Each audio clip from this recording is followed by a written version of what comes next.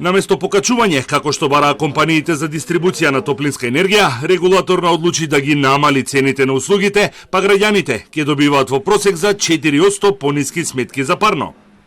Најголемо намалување има кај БЕК, кој покрива 93% од корисниците во Скопје или 56.000 домакинства, каде сметките за август ќе бидат пониски за 4,35%.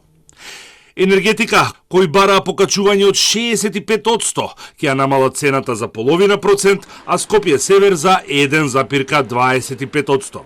Председателот на регулаторна Бислимовски соопшти дека намалувањето се должи на зголеменото производство на тето и ниската цена на гасот. Со оваа одлука имаме историски најниска цена за испорачана топлинска енергија.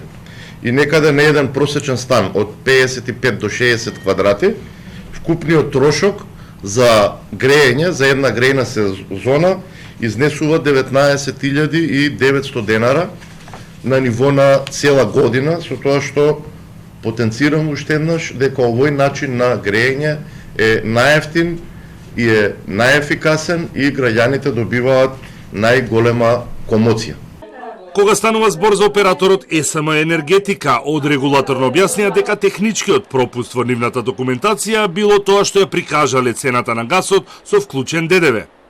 Од овој оператор се бара да постави мерачи и да им наплаќа на корисниците согласно потрошеното, а не по метар квадратен. Во самото барање на оваа компанија очигледно е дека имаше ненамерни технички пропусти и нивната цена за набавка на природен газ беше изразена со ДДВ и поради тоа и нивното барање изгледаше дека е од 65%.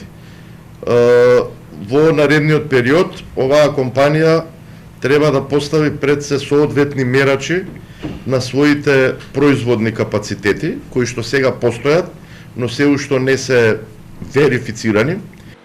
Операторот Скопје Север, кој има само 501 корисник, ќе мора да најде начин да привлече повеќе потрошувачи, бидејќи капацитетот на топланата во моментов е искористен само 17%, а многу згради во населбите Топанско поле и Скопје Север имаат поставено грејни тела и може да се приклучат на мрежата. Одлуката за намалување на цените е конечна.